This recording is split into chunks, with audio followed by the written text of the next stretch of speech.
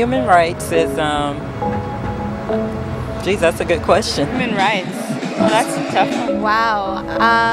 Права человека.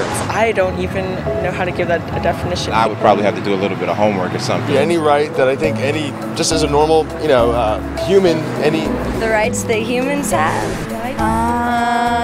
That's a very large debate. Menneskerettigheder kan betyde mange ting. Tú le puedes preguntar a 20 personas y te van a dar 20 diferentes opiniones. Non saprei, una domanda complicatissima. I guess we just take them for granted that they're there, but we don't even consider what they are.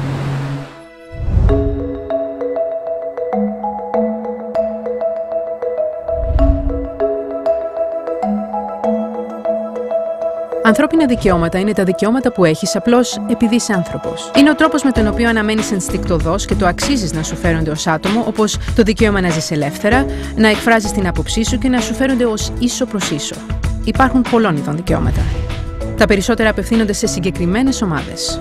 Αλλά τα ανθρώπινα δικαιώματα είναι τα μόνα που απευθύνονται σε όλους και παντού. Αυτό σημαίνει σε παιδιά, ηλικιωμένους, φτωχούς, παίκτες του μπάσκετ, υπαλλήλους καθαριότητας, ράπερ, δασκάλους, Αφρικανούς, Ινδιάνους, Αλβανούς, Χριστιανούς, Μουσουλμάνους, καβαλιστές, αθεϊστές, στη μητέρα σου, στον πατέρα σου, στο γείτονά σου και σε σένα. Όλοι έχουν τα ίδια ακριβώς ανθρώπινα δικαιώματα. Με άλλα λόγια, είναι οικουμενικά. Αλλά το ερώτημα παραμένει, ποια είναι? Name the human rights? What the human rights are? The right to live. Equality between all peoples. Right to religion, the right to... Is there supposed to be a list somewhere I should be aware of? Σύμφωνα με τον Οργανισμό Ηνωμένων Εθνών, υπάρχουν 30 ανθρώπινα δικαιώματα, που συνήθως αναφέρονται όλα μαζί και αποκαλούνται απλώς ανθρώπινα δικαιώματα. Απαριθμούνται στην Οικουμενική Διακήρυξη των Ανθρωπίνων Δικαιωμάτων, η οποία είναι το πιο ευρέως αποδεκτό έγγραφο στον κόσμο σχετικά με αυτό το θέμα. Αλλά υπάρχει ένα μικρό πρόβλημα.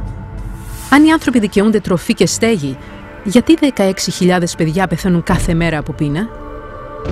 1 κάθε 5 δευτερόλεπτα. Αν οι άνθρωποι δικαιούνται εκπαίδευση, γιατί υπάρχουν περισσότερο από 1 δισεκατομμύριο ενήλικοι που δεν μπορούν να διαβάσουν?